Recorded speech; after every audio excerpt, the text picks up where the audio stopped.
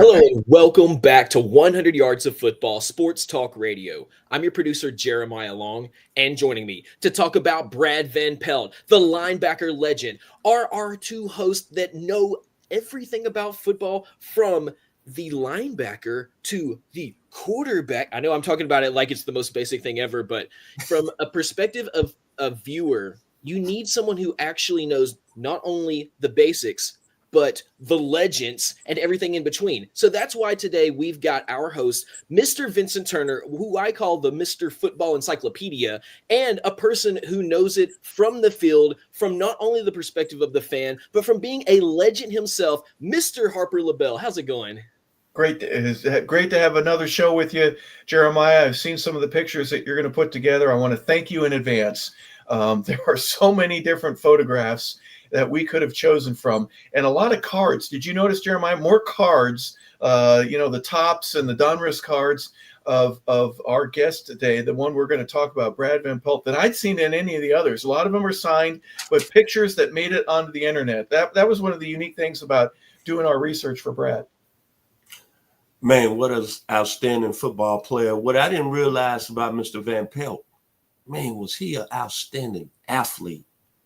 Excelled in three sports: basketball, baseball, and of course, football. I'm loving it. And maybe when you look at all the great football players that played in Michigan State, he might be one of the best that's ever came out. And that includes Magic Johnson. Back to you, Harp.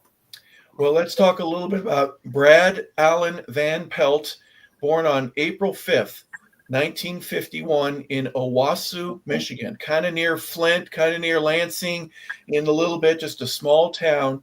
But this 6'5", 220-pounder in the high school era, all I'm going to say is my impression of learning and now talking about Brad Van Pelt is this guy was a stud. That's the thing I would say. He's athletic. He was tall. He was lean. He was strong. He was fast. He was a multi-sport guy. Brad Van Pelt could bring it. And his influence on other players like Lawrence Taylor is something that certainly has made a difference to me from years ago. So once again, Vincent, thank you for bringing up a guy and letting us talk about someone who was a difference maker, at least from a football perspective, in so many different ways. But Brad Van Pelt could bring it in other sports as well. Basketball, baseball. In high school, there were at least two different teams that wanted to draft him, and he told them both no.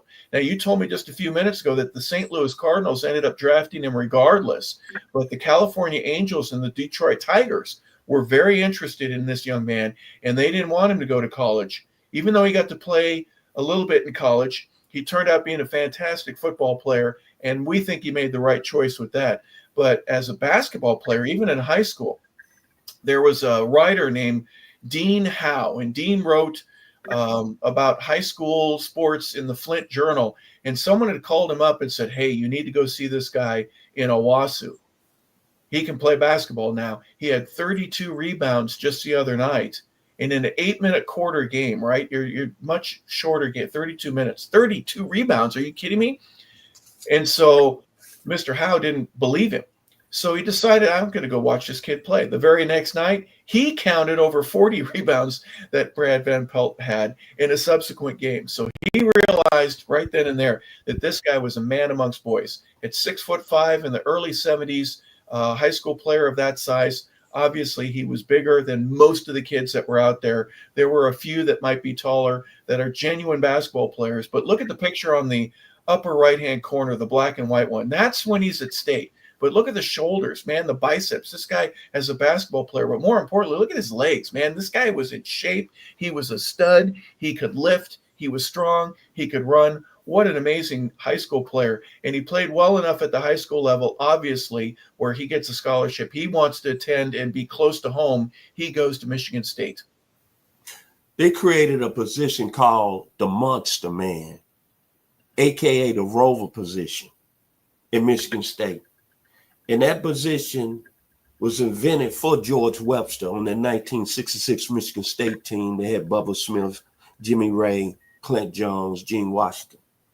The rover position, or the Monster Man, You had to hit like a linebacker. You had to run like a safety.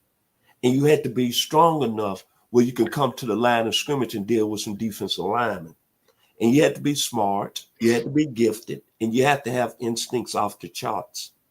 Well, when Mr. Brad Van Pelt was at Michigan State and doing my research, Michigan State, of course, they weren't in the mix for the national championship. But you look at that year, 71, when he came out, I believe 71 and 72, 72 when he came out.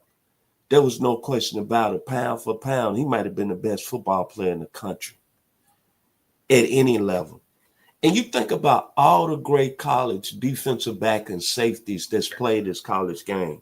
From Tommy Casanova to Mr. George Webster, who I just mentioned, to Champ Bailey, Jake Scott, Rob Woodson, Dick Anderson, Jack Tatum, Benny Blaze, Ronnie Lott, and I would love some Kenny Easley. And of course, Deion Sanders, he's staying in the spotlight all the time now. Just produced the Heisman winner. Brad Van Pelt, and all these lists of great football players at the college level, he could have been the best, arguably the best of the whole bunch. And just at that time, a guy of that type of ability was just impressive. And you think about the Michigan State football tradition, Kirk Gibson, Andre Rise, and Tony Manrich, pretty good football players, right? Of course, George Webster, who I just mentioned, Larry Bethea, Carl Banks, who followed him with the New York Giants a few years later. This guy might be the best football player that's played in Michigan State football history. This was a guy that was a serious athlete at 6'5", 220 pounds, playing on the boundary as a safety, then sometimes moving in a linebacker. And like you said, Harper, look at him in that Michigan State uniform. That's old school back in the day with that neck roll. And look how big he is. He was coming to bring some serious intentions. Back to you, Harper. Yeah, Duffy Dowdy is the coach there at Michigan, and he ends up saying, I got a guy that can really do a little bit of everything. I call him a tweener. He was between a safety and a linebacker, or between a linebacker and a guy that can play with either two or 2 feet in the ground, or get his hand down in the ground as a three-point player as well. You can move him around. You can have him in the box. You can run him deep. He had 14 interceptions while he was there at Michigan State. In 1971 and 72, he was an All-American at the safety position. He wins the Maxwell Award, and he's the first defensive player and the first safety to be able to win that award as a Player of the Year, Touchdown Player of the Year, Chevrolet Defensive Player of the Year. Columbus had an award for him. When you think about it, why would Columbus do that? That should go to a Ohio player. But they recognized how good this guy was, and he ends up getting drafted not only for football, but for baseball again. He plays in the East-West Shrine game, the Hula Bowl, the College All-Star game, but he's a three-sport star not only in high school, Vincent, but at the college level. 3 sports back in the day. We just gave the Heisman Trophy to a guy that was a two-way player, but a one-sport guy. He played basketball, and he also played baseball at Michigan State. He earned 7 letters while he was there. An incredible athlete that ends up getting drafted by the New York Giants. Didn't have, I want to say, a lot of winning when he was with a New York Giant, but he's a very consistent football player. And I was looking at some of his stats last night where he ended up, I think, career stats, 20 interceptions, 24 and a half sacks, 14 fumble recoveries. And you got guys that had similar numbers that's in the Hall of Fame, like Jack Ham, Jack Lambert, Randy Grattershaw, who just got, I think, inducted this past season. But for him not to be in the Hall of Fame is kind of like, you want to say, And the reason, let's be honest, because he played on a lot of bad New York Giants teams in the mid-'70s. If he would have been somewhere with a Steelers team or a Dolphins team, Brad Van Pelt would have been in the Hall of Fame. No doubt. Yep. But the one thing I loved about him is that you always, when you get history and when people say good things about you and they love you, that's when it's special. It's not what you say about yourself or the writers. is what other people that you was in the trenches with, they had a lot to say about you and what you meant to them. Back to you, Hart. Well, as a member of the Giants, and you mentioned real quick before I go to that, guys like Tommy Nobis, who even Dick Butkus and Ray Nitschke themselves has said, there's no reason Tommy Nobis shouldn't be in the NFL Hall of Fame. He was better than both of us. He was faster. He had more stats than we did, but we were on better teams, and the Falcons weren't any good back in those days. Brad Van Pelt can say the very same thing about the Giants. In his 11-year career, he only got in the playoffs once, and that was 1981. So that was near the end of his career. And by the way, near the end of his career, he ends up being a part of what they call the Crunch Bunch with Brian Kelly and a young man named Harry Carson, and an even younger man back in the early 80s named Lawrence Taylor. And when LT, who's been on all kinds of media and YouTube videos that you can look at LT and there's so much that he's done since his career's been over. But when he went out of his way and said, BVP, that's my dog. That man right there, he taught me how to play football. He turned me into a pro. Now, Vincent, you've got a story or two about going out after football. But in terms of learning how to play the game, I mean, how could Lawrence Taylor get away with taking a nap during meetings and having the coaches know that he's taking a nap? He put a towel on the ground and he get a nice little fluffy pillow out of it. And they said, wake me up when the meeting's over. How do you know to do that? Well, he's already done his study. He knows what to do. He's going to go get the quarterback. But he knew assignments, he knew positions, and he knew everything. And Brad Van Pelt was a big instrumental influencer on LT's early career. But he also influenced him in other ways with the nightlife. Well, I got Lawrence Taylor's personal book that I purchased some years ago, and I read his story from high school, college. And another guy he mentioned that was real close to him in college that he looked up to is a good friend of yours. He talks highly about Buddy Curry in the book when he was at North Carolina. But then LT gets to New York. He says he's a rookie. And at the time, all the veterans that go their way out to training camp, he always said that Brian Kelly and Brad Van Pelt was two good-looking guys, and they always used to come back the next day at training camp happy. And then he said, hey, man, I want to hang out with y'all. It's nah, Rook, not yet. And one day, Brad Van Pelt says, all right, Rook, come on. We're going to take you out. They go out in the nightlife in New York. They take them to this place. It's like a casino. Gambling, drinks, beautiful woman. You can put your memory together and use your imagination. And the rest is history. And LT talks highly what class act Brad Van Pelt really was to him. And after his playing days, I didn't know this, Hart. After the season and after their careers, Lawrence Taylor, Harry Carsons, and Mr. Brian Kelly and Brad Van Pelt stayed very close. They were like brothers. They stayed very close after their careers. That's special right there. Back to you, Hart. Yeah, one of the things that was interesting about that little fact is that nobody else really got to enter the club. It was just those four.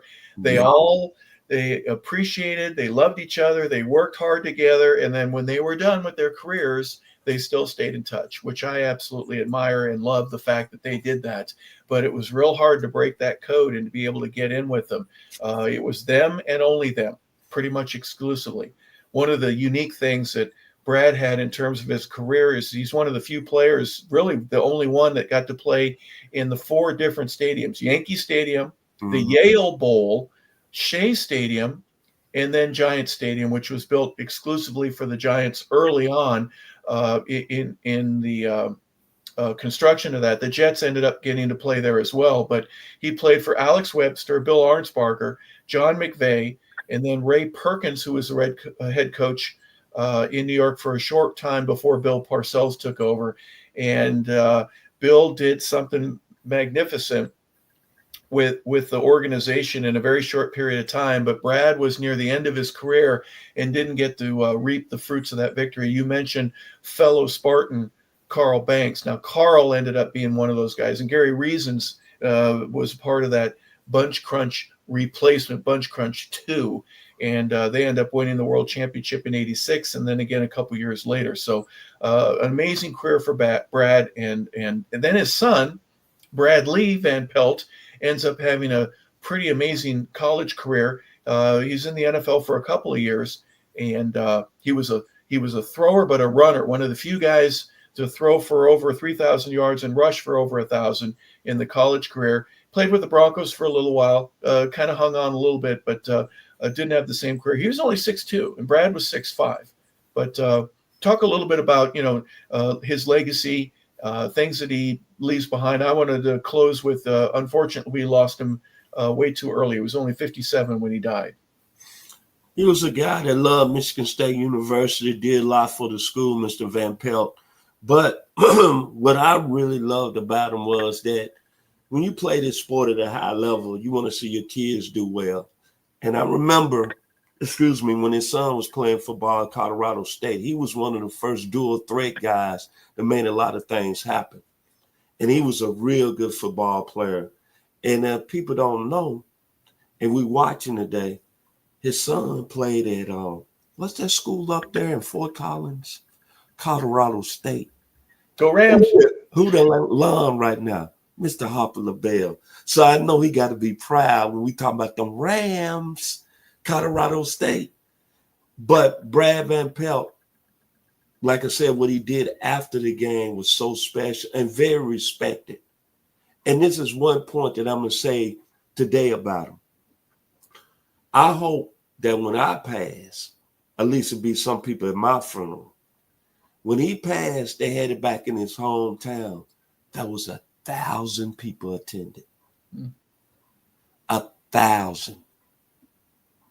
Not 10, not 30, not 40, not 100, 1,000. That's ultimate respect. That's a guy that touched a lot of people's hearts, man. That's a guy that touched one of the greatest football players ever in this game, Mr. Lawrence Taylor. And Lawrence Taylor gives stamps on it that if it wouldn't been for Brad Van Pelt, he don't know what type of player he would have been. That's all I have to say. Back to you, Harp. When he died on February 17th, they say it was a heart attack, even though they didn't know of any heart condition with him specifically. His father had died of heart disease early in his father's life. Harry Carson said, "I'm just so glad that I got to go know the man more than just the athlete." That camaraderie that we talked about. Brian Kelly was totally devastated. He said, "I've known Brad since 1973. I've known him longer than my wife and my kids." He said, "Football was 11 years of our life, but after that, there were 25 years or so." He says he's going to miss him at Giant games. He's going to miss seeing him and calling his name and being able to get to talk to him on the phone. An influence maker in so many different ways, but a guy that, again, we lose way too early. An outstanding athlete, a tremendous football player, but a guy that could also play basketball and baseball at the highest level. He was a New York Giant from 1973 to 83. And in the pictures that you saw earlier, he wore number 10. They made a rule after he was in the league, so he wasn't grandfathered in till later, where you could wear the number that you had. But if you have guys like Alan Page, for example, and Carl Eller wore 80s numbers, that would not be able to take place during the late 70s, early 80s. The rules were changing. Otto Graham wore number 60, for crying out loud. Bobby Lane, the great quarterback for the Detroit Lions in the 50s, he wore number 22. So Brad ended up wearing the number that he got to wear in high school and college. When he first got drafted as a linebacker, he wasn't allowed to do that later on. He ended his career with the Raiders. He played with them for 2 years. And then in 1986, he was a member of the Cleveland Browns. He was he was a 5-time Pro Bowler. He was a second-team All-Pro in 1978. He's in the Giants Ring of Honor. He won the Maxwell Award in college in 1972. He was a first-team All-American in 71, and he was first-team All-Big Ten in 71 and 72. And he was inducted into the College Football Hall of Fame, and we're grateful that he was. So the second-round pick in 1973 from Michigan State, Brad Van Pelt from Owasso, Michigan. He's who we honor today. Final thoughts, Vincent. You think about Michigan State football, I'm going to say some names right quick. As I just mentioned, Plaxico Burrs, Kirk Gibson, Andre Rison, Billy Joe Dupree, Eric Allen, Tico Duckett, Lorenzen Wright, Bubba Smith, Brad Van Pelt, and even I'm going to throw Magic Johnson there today. This guy, when you talk about an all-around athlete, in my opinion, is the greatest athlete that played at Michigan State athletically. And we don't talk about him. But the people that know him, all you got to do is ask Lawrence Taylor, and he give you a stamp of approval. Back to you, Harper. Yep. We certainly know that his influence and his ability to make other people better is something that made Brad Van Pelt somebody that we wanted to discuss today. So we want to thank Jeremiah Long for putting all of our pictures together as our producer and engineer. Thank you, Jeremiah, for that. For Vincent Turner, our host and our founder, we want to say thank you to be on the air again and get to talk about guys like Brad Van Pelt. We are honored that we can bring some of the news and information about him to you in a way that hopefully enlightens you and lets you realize, there are some other guys that are out there that made a difference. I'm glad that I got to learn a little bit more about BVP here today. So for 100 Yards of Football, I'm Harper LeBel. I want to say thank you for tuning in to our Legend Show. Have a fantastic day, everybody.